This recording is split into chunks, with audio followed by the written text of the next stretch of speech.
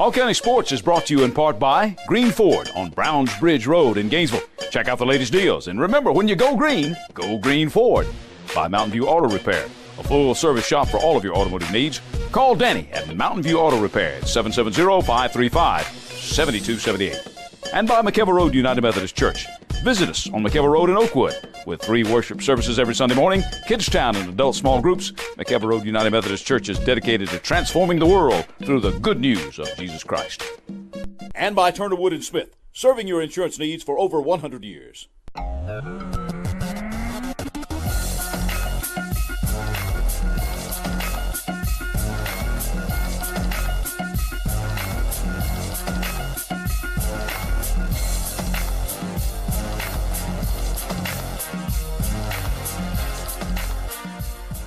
Hello again, everybody. Welcome to yet another edition of Hall County Sports Television. I'm your host, Gary Glenn, and they're getting down to the last couple of games of the regular football season. And our game of the week saw West Hall get a little bit closer to the first region football title in the 27-year history of that school.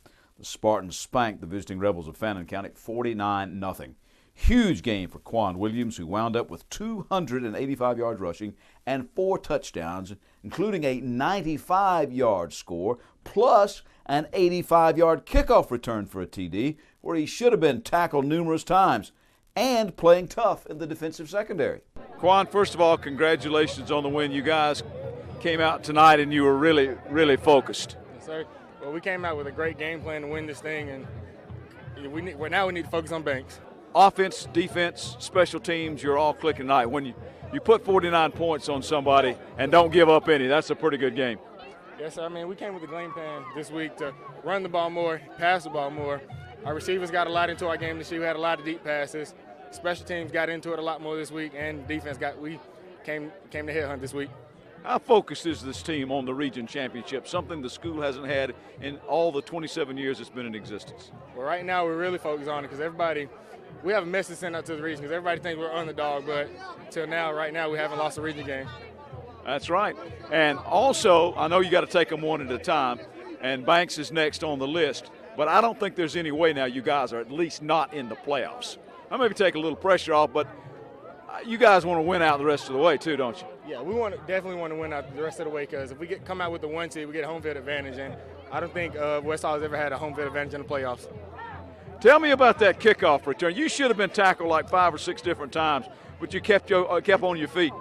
I mean, I should have been tackled the first time, but I just believed in the people in front of me, my blockers, to come, and they came in, and it was just a foot race up to the end zone. How bad do you guys want this? We want it bad. Like, we're striving for this. Now, the Spartans also kept the Rebels backed up with kickoffs by Cesar Villa into the end zone. Anthony Lottie's punting in the constant swarm on defense to shut out a Fannin County Rebs team that had come into the game with some impressive offensive statistics. The complete game sure pleased their head coach, Tony Lottie. Tony, I don't know that anybody in the stadium expected this, 49-0. I mean, you guys really put it on them. Well, I knew we were due to play a complete game, and of course I may change my mind when I watch a film, but I felt like we really played well on all 3 sides. But what I liked was our intensity coming out. We felt like we had something we needed to prove. We really didn't play well the last couple of weeks in our mind, and we want to continue to control things, and I was happy with how our kids executed and our effort. Our effort was great, and we had kids making plays all over the place, and when that happens and you're clicking, well, and defense got another shutout. So I feel very good about our defense, our offense, and our special teams right now. Hopefully we can just continue to play well. I know you don't play a perfect game ever, probably. You're always going to find something you can tweak, but this is pretty close. I mean, you mentioned all 3 phases. Your kicking game was sound, your defensive and offensive schemes were sound, and you put a lot of points on the board.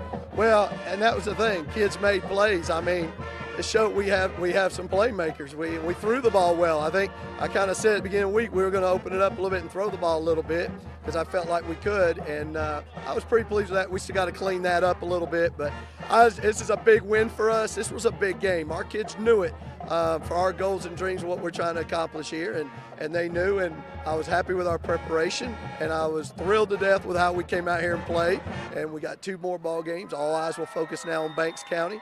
And see what happens. You got to go on the road and play them there, but you keep playing like this, good things for the Spartans.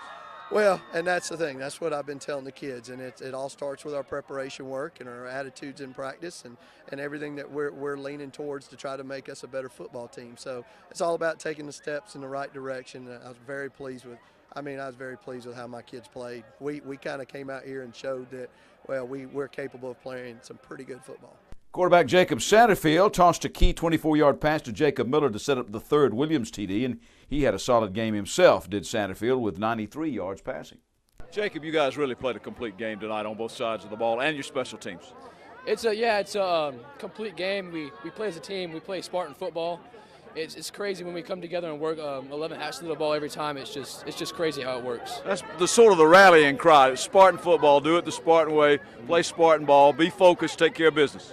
Yes, sir. That's what we always believe in. Every day we go in the weight room and we work harder than we ever could, and it's just a great time to be around these coaches and all these guys. It's just a wonderful feeling. Well, you had a little taste of it last year, of course, and now want a little more, don't you? Yes, we're on a journey to win the region. It's a long journey, but we're halfway there, and we're getting pretty good at it. Banks County next up on the road.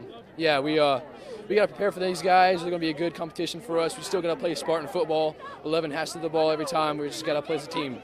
What's it like to have somebody like Quan Williams? You can either throw it to or hand it to or watch him play defense. It's a great feeling to have an athlete that's behind you. He's a great kid. He's great in the schoolhouse. I mean, I love him to death. He's like a brother to me. Every single thing that I give it to him, he's like, love you, man. Thank you for everything that you do for us. I mean, he's just a great kid, great athlete. He's just a star athlete. How have you matured this year and finally worked your way into you feeling comfortable now as the starting quarterback, both handing it off, running the ball when you have to, and throwing it? Yeah, I had some great coaching this year by Coach Wiggs, and he coached me up to do to take the role as starting quarterback this year, and I stood up and I took the role, and it's been great ever since. The practices have been great. Everybody's focus is just on point. It's great. West Hall has never won a region title in football in the history of the school. You guys want this pretty bad, don't you? Yeah, we want it pretty bad, and every day we work, we just keep thinking about it, and that's what drives us this whole entire year. Yet another Jacob Taylor, is ready for these Spartans to win that elusive region championship. Yeah, totally, and not a perfect game out there, but this was pretty close. I mean, offense, defense, and special teams, you had it all together tonight. Oh, yes, sir. We came out from the beginning. Our offense was just clicking. Everybody was just clicking. Our defense was shutting them down. Offense was clicking. We were putting up some good points. I mean, we all just played together. We played great tonight as a team. I mean, obviously there's things we can fix. We made some mistakes, but we really clicked well tonight. I'm going to ask you what I asked Quan. How bad do you guys want this region championship? Something West Hall has never done in football in the entire existence of the school. Oh, we want this more than anything. We want that region title more than anything. Well, if you win out, it's yours. Yeah, that's what we're working towards. Taking care of business, right? Yes, sir. And what a game Quan Williams had tonight on offense and defense, huh? Yes. Number 4 is a pretty special guy. Yeah, he is. He's a great athlete to play with. Just his presence on the field. He's just such an athlete, and he just brings so much to this team. Got to take it on the road and play Banks County tonight. I mean, they're a good team, though. You know, we're going to have to really prepare this week. We're going to have to prepare for them. Focus. That's kind of the hallmark of this team, isn't it? Yes, sir. That's one of our key values. We just got to focus on the next task at hand. You know, don't go ahead of ourselves. Focus on the task at hand, and we'll get to the place we want to be. Now, the Spartans also got good play from the Statham brothers. Ty Quan with 90 yards of offense and a 26-yard TD, plus a key block on Williams' kickoff return for that score. And Ty Statham with fine play on defense, including a sack of the highly rated Fannin quarterback, Brad Davis. Young Darius Coleman Blair scored on an 83-yard run, and Brad Hodgson was perfect on his extra points for the Spartans, who play at Banks County next. Banks rallied to take down Dawson County 27-21. Fannin will host East Hall next. Well, the Vikings of East Hall got 4 TDs and 181 yards rushing from Devin Watson, plus 144 yards and another score passing. That TD to Junior Lee, who had 53 yards receiving, in the Vikings' 34-7 win over Franklin County. Watson also had an interception on defense, as did Triquise Ware. Jacques Ash rushed for 65 yards for the Vikes. Well, North Hall had its first victory of the season by squeezing by Monroe area 38-35. Chris Dennis's 21-yard field goal with 7 seconds left proved to be the difference. Drew Atha scored 2 rushing touchdowns and threw to Mac Bennett for a score as well. Darian Ingram ran one in from the 32, and Kyle Backus helped tie up the game from the 15 and eventually to set up Dennis's winning kick. The Trojan defense then shut out Monroe in the fourth quarter. North Hall will be at Chestatee for our next game of the week. The Chestatee War Eagles lost a tough one 50-28 to White County. Chestatee had used a 79-yard scoring pass and catch from A.J. C.J. to Marvin Rosario to tie the game at 28-all, before the Warriors pulled away with 22 unanswered points. Chesterton had also scored on a 77-yard pass from Logan Cates to Rosario. Cates also had scored from the 3 and threw to Brian Dixon for a TD and to Rosario for a conversion, as the War Eagles actually had a 21-7 lead at one point, a lead which they could not hold. Well, Gainesville shook off a lethargic start to pound Cedar Shoals 61-26 over in the Jungle in Athens. The Elephants got scoring from 6 different players. Mikey Gonzalez had 5 touchdowns and 457 yards passing, and he rushed for 16 more yards. Messiah Dorsey caught 10 of those passes for 234 yards and 3 TDs. Rodney Lackey and Chris Williamson each had a scoring catch, while Michael Bird with 116 yards and 2 touchdowns rushing, and he added 54 yards receiving for GHS as well, who also got a TD from Kadarius Smith, a Chandler Staten field goal, and a safety by the Elephant defense. The Crimson Herd will host Loganville next. The Red Devils lost a 29-14 decision to Flowery Branch. The Branch will go on the road to Salem this Friday night. The Salem Seminoles come in off a 35-42 loss to league-leading Lanier. In other games, J.J. McAlston had 3 interceptions and a 66-yard scoring punt return, but it was not enough for Riverside as Greene County beat up on the Eagles 24-7. Chris Howard had 78 yards of total offense for RMA, which will host Union County next. The Panthers suffered their first loss of the season last Friday as Raven County won a 45-31 shootout. Lakeview could not scratch in a 40-zip defeat at Athens Academy. The Lions will face 6-2 Prince Avenue Christian at home this coming Friday. And a nice photo in Sunday's Times with East Hall alumnus, now University of Georgia defensive end Sterling Bailey. Sterling presented his 2011 U.S. Army All-American Bowl jersey to East Hall principal Jeff Cooper, who was a former Bulldog baseball player, by the way, and as well as A.D. George Morgan. At 6'4" and 280, Sterling is an imposing figure for the Dogs, who will take on Florida in the annual tussle in Jacksonville this Saturday. Well, 2 of our volleyball teams battle their way into the Elite 8. We'll let you know how they did in just a moment.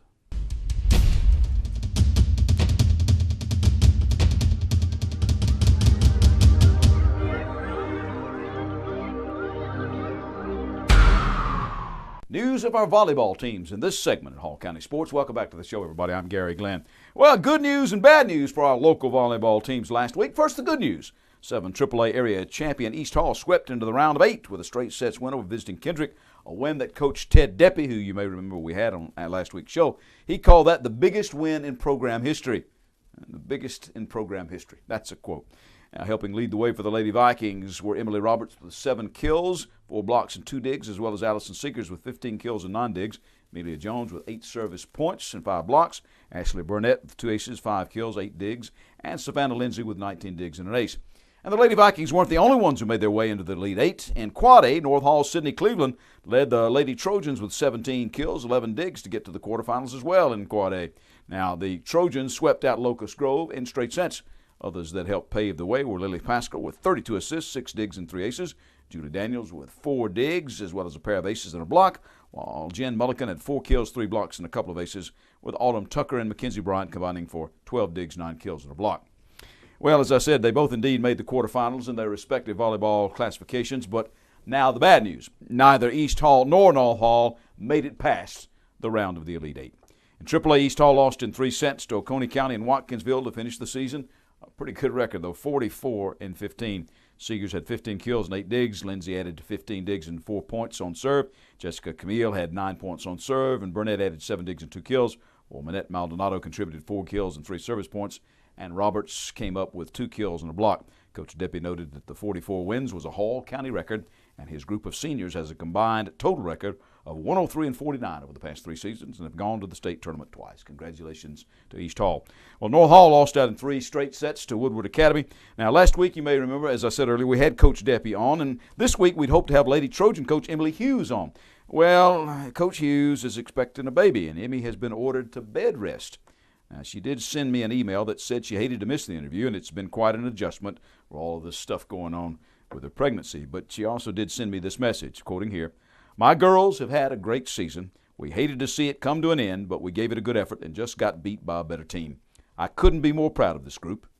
They finish at 33-12. Well, Bernal Cross Country has a lot of top 3 finishes this season. We hit the trails with the Golden Tigers when we return. Gary Glenn back here on the set of Hall County Sports Television along with Pastor Rob Bruce, who is the pastor at McKelvey Road United Methodist Church. And Rob, in a new sermon series now, That's right, Gary. We're starting this Sunday, 40 Days of Fruitful Living, which is about what it means to be a Christ follower and really the price we have to pay to do that.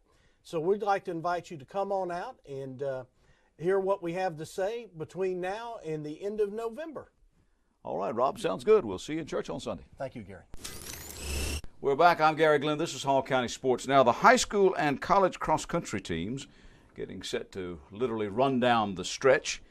And we're going to start this segment off with the Bernal cross-country women. And we bring to the show now Coach Susan McIntyre, who is the head coach over with the Golden Tigers over there. And she's got Brittany Akins, first of all, with her from Jackson County, Jackson County High School, one of the seniors over there. Folks, and we're going to bring on a couple more of your teammates here in just a little bit. But we'll talk to the both of you first about the Bernal cross-country program. Now, Susan, you've been there for quite a while, but now you've gotten into some folks who can get it done for you. That's right. That's right. And That's you've got, and you won the conference championship last year. That's correct. And you're the defending conference champions, and you've done pretty well this year. So tell me a little bit about how the year's gone for you. The year's gone very well. Had some good training. Brittany's been doing very well. She's doing some more weight training this year. We're hoping to get all of our group closer together for the finish. The closer you are in your finishing place, the better you're going to be at conference. And it's really going to come down to exactly how many people you can pass at conference, because we're pretty close in the times with the other team that I really think is going to be after us would be Dalton State. So we got to make the place. Well, Brittany, I got to ask you your opinion on this, because cross country is it's sort of a fairly objective sport. I know the courses are different, but the distance is the same. Mm-hmm. So you can kind of look at other people and see exactly kind of where you're going to be, right? Yes. So what are you feeling about going to the conference meet now? I'm nervous. It's my senior year, so of course I want to do the best I can. I really feel like as a team, we're a strong team, and as an individual, I know I've been working hard, and I know I can at least place in the top 5. When you ran at Jackson County. Now, how did you do in high school over there? Really well. I was the first athlete in, I believe, 8 years to go to state, and I still hold the record as far as I know for a 5K course, so pretty darn good. What kind of times you running? I recently just ran a 1909 on Saturday. Wow. Has she provided you with some pretty good leadership, Susan? Yes, very good, very good. What has done it for you other than the fact that you had some talent over the last couple of years? Is it just people buying into the system, getting more into the how you run and so forth? What really brought us up to the next level was when we added track, because Coach Ludwig brought in more people that really were competitive and would come to our school. And to get really good actual cross-country runners is difficult because we're such a small school. But when you add in that ability where you can run track too, that's what really got us to the next level. Do you find that people are the really, and I don't want to say that you don't have good athletes, because I don't have some good athletes, but the really great ones go to the D1 schools and things like that. Is it? I guess the question I'm asking, it's got to be tougher for you to recruit. They do go to the bigger schools. If you're running an 18 or 19 in high school, you don't want to go to a little school. You want to go and see what you can really do. Even though you could do the same at our school, they're looking for the next level up. So I got to ask you, Brittany, what attracted you to the Bernal program? I was actually being recruited by University of Georgia, and I didn't like the idea of a large school as far as academic-wise. And I met Coach Mack and fell in love with the school, so here I am. And that is usually who I get, is people who want to go to a smaller school, who really want the education. Not only do they want to run, but they want to be well educated. So then you're feeling pretty good right now about your chances at conference. You said Dalton is going to be the main competition. Their times fairly competitive, or close to what you run? Yeah, almost identical. So it's going to be a championship. A championship you want to watch. It's one of those kind of things that you sound like you're talking about. This has got to be something intangible. I mean, if the talent is equal and the course is the same, then it's kind of got to be who kind of wants that, right? That's right. So how bad do you want this as a senior to defend the conference championship? Extremely bad. I mean, everything I do, I think, is this going to, increase my chances? And, I mean, it's down to the wire now. It is scary to even think about it. We're going to be sweating for 2 weeks. Oh, yeah, okay, there you go. And the conference comes up when and where? It is on November the 8th in Jackson, Mississippi on the famous Choctaw trails. All right. I'll tell you what, we're going to switch out here and talk to a couple more of your teammates. Okay. And so we're going to bring on a couple of folks now. We're going to bring in a sophomore from Flowery Branch High School, Tommy Ketchum, and Deshanae Honeycutt, a junior out of Stone Mountain. And joining us now on the set, Tommy Ketchum, a sophomore at Brenau. She went to Flowery Branch for a year or so, and Deshanae Honeycutt, a junior out of Stone Mountain High School. And first of all, I got to ask you kind of, Tommy, you were only in the school at Flowery Branch for a year or so, right? Right. And then you were homeschooled. Right. So how did you train and so forth on your own to get into a competitive situation where you could actually get an offer to come run cross country in college? After 9th grade cross country, after state, my calves, I just blew them out. So I spent 4 years trying to get them healthy and get my body healthy. And going to Faith Academy was the way I could get my high school diploma regularly, but also have the time to see all the doctors that I needed to. And Coach Charlie actually helped out Brenau a little bit ago, and he knows both of the coaches for track and cross country, and I always kept in touch with him, and I trained myself, and I told him the times I'd run, and he helped me get into Brenau and show them what I could possibly do for the team. Did you ever reach the point where you said, I just don't want, this is too hard, I just don't want to do this anymore? Did that ever occur to you, just to quit and just be a regular kid? No, because I love running too much, and the support that I have from my parents really helped me get through it all. Okay. So when did you discover you were pretty good at this? In the 9th grade? I actually ran 7th and 8th grade, but 7th grade I wasn't that great, but 8th grade is when it really clicked. Okay. Now also, Deshanae Honeycutt out of Stone Mountain High School. Now I'm assuming you ran track and cross country in high school? No. Really? No? I only ran track. Only ran track. And I started the end around the county meet of my sophomore year. What did you run in high school in track? What were the distances you ran? In track, I ran the 4x1, the 4x4, the 400, and the 200. So I was mainly a sprinter.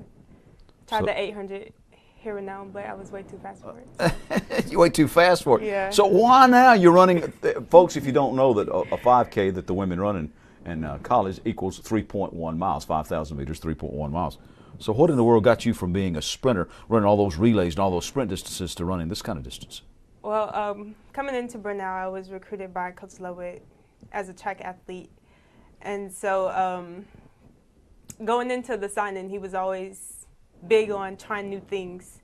So when I came to Brenau, I figured the only new thing that I was going to be doing was the hurdles, because I had never ran the hurdles, and he was like, I want to turn you into a hurdler. So I thought that was going to be the only new thing. And then he went from hurdles to training for the hurdles. You're going to need endurance. And that's where the whole idea of running cross country came into play. So initially, I was only going to condition and run with the cross country team just to get that endurance under my belt to get ready for the track season. And one day, I decided I wanted to see if the training was working. So I was like, hey, Coach Mac, can I try this race? And she let me do it. It was probably one of the worst races to ever make that decision. But then after that, I was like, I think I could do it again. And I kind of just said, well, you know, I tell you, when you close on a race and you got that final kick, that sprinter's mentality, yes. Got to come in a little bit, huh? Yes. Does that help you out down the stretch? It really does. Because, like, going into the race, that's my motivation, redeeming myself that last stretch. That last 100 meters, huh? Yes. or 200 meters. All right, girls. Now, going into the conference, how are you both running? How are you feeling? First of all, let's go to you, Tommy. How are you feeling going into this conference championship meet? How are you feeling? How do you think the team's feeling? I'm pretty excited. I think we have a great shot at taking it again because, like Coach Mack said, our times are pretty close with Dalton, but it does come down to who wants in, who's trained better, and I think we just have a really good shot. And I'm excited. I'll be nervous, but I'm more excited because I have a person that is close to my PR that I just ran at the 3 races ago, so I'm excited to try to catch her. What about you? I'm excited, especially from having that track and field mentality. We like the competition. So it's all about who wants it more and who has the guts to go out there and get it. I found when I used to run a lot of this, and I used to be crazy and run a lot too, but when my motivation sometimes was, I get one more place. I can beat this person in front of me. Don't let all the women and the old men beat you. You know, you do that one more thing, and that's got to play into it. As a competitive athlete, when you see somebody in front of you, you know, just dig down a little bit deeper and get it, right? Yes. Okay. Well, good luck, girls. I appreciate it very much. You, Tommy Ketchum from Flowery Branch, Deshanae Honeycutt, a junior out of Stone Mountain, and we also want to thank Brittany Akins, who came in from Jackson County, and Coach Susan McIntyre as well. Now, before we leave the cross country, I got a high school note for you. Chastity won both the team events as well as the individual races at the 3rd annual Tallulah Falls Harrier Harvest Cross Country Invitational. Chastity's Ivan Martin won the boys' overall race, setting a new course record. He had a 18:11.06. And that the Lady Eagles, the freshman standout, Lindsey Grader, captured her 5th overall win with a time of 20:50. Now, for the guys, Logan Brock in 18:38.78, Austin Donaldson in 19:18.73, and Wesley Nicholson in 19:58.51, and Zach Funk in 19:59.17, all finished in the top 6 for the Chastity War Eagles. And for the girls, Abby Cleish placed 3rd overall in 22:22.11, and Mary Barnett took 4th place. Back to wrap it up when Hall County Sports concludes. You've decided it's time to get in shape. Now let Falcon Parkway Fitness in Flowery Branch help you achieve your goal. Open since 2000, Falcon Parkway Fitness features free weights, exercise machines, group fitness classes, as well as personal training in a fun family environment with childcare, lockers, showers, and 24-hour access. Come by for a free consultation with a certified personal trainer. And just next door, check out Optimum Body Care Day Spa with massage, facials, and waxing, or K. Michael Salon for hair and nail care. Falcon Parkway Fitness is your hometown family gym, located in Flowery Branch, right behind the public shopping center. Back to wrap up the doings in sports in and around Hall County for this past week. We start things off by hitting the links. In Gainesville High Junior, Spencer Ralston won the Gainesville City Junior Golf Championship with a 2nd consecutive 69 this past Sunday at the Chattahoochee Golf Club. Spence finished at 6 under 138 to take the 16 to 18-year-old age division and the overall title. GHS teammate senior Lawson King shot a final round 69 to finish 2nd at 4 under 140, while fellow senior Nathan Williams of the Red Elephants was 3rd at 1 under 143. They ought to be tough this coming spring. Preston Topper won the 14 and 15 age group with a total of 6 over 150. Christian Payne was 2nd, 7 shots back, followed by Davis Weaver in 3rd at 17 over 161. And the boys' 10 to 13-year-old age division, Jackson Cross held on with a total of a 5 over 149 to squeeze by Blake Parkman and Miles Jones by 2 shots. The Lake Lanier Junior Cruise Rowing Team earned a lot of gold and silver medals at Clemson University's recent Tail of the Tiger Regatta. The team consists of students between the ages of 13 and 18 from Hall and Gwinnett counties. Rachel Stacks won the women's junior single race, and Sarah Stacks teamed with Taylor Wilson for a win in the women's junior double category. The junior men's novice quad team of Cody Blystone, Keegan Carr, Barrett Varnson, Jake Taylor, and Gussie Inman, who is the coxswain, also earned a win. Rachel Stacks, Ashley Slowick, Kate Borick, and Kennedy Inman finished 2nd in the women's junior quad race. And the men's open single, that's an open class against collegiate rowers, Matt Moore was 2nd. And Matt Moore 2nd in that. Nick Stargill was 5th, and Logan Nation was in 10th. And Stargill, Moore, Hamilton, Varnson, and Cole Gillespie were 2nd in the men's junior quad race.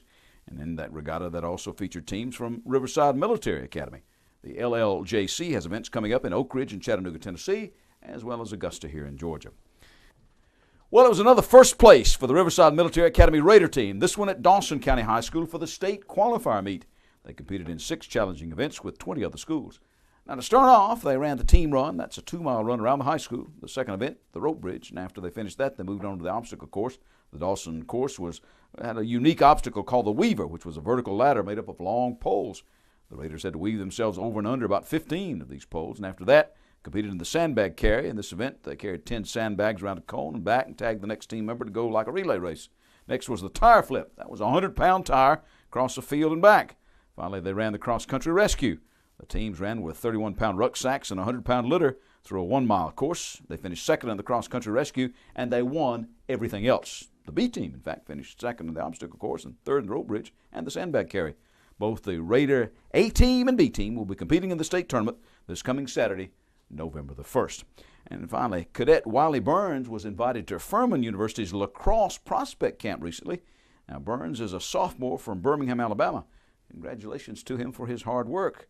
The interest in Riverside Military Academy lacrosse has grown a little more every year since Coach Tallman's arrival. The Eagles' first match be here before you know it, but it's a ways away, February 17th. That's our show for this week. Join us next week right here for more Hall County Sports. I'm Gary Glenn.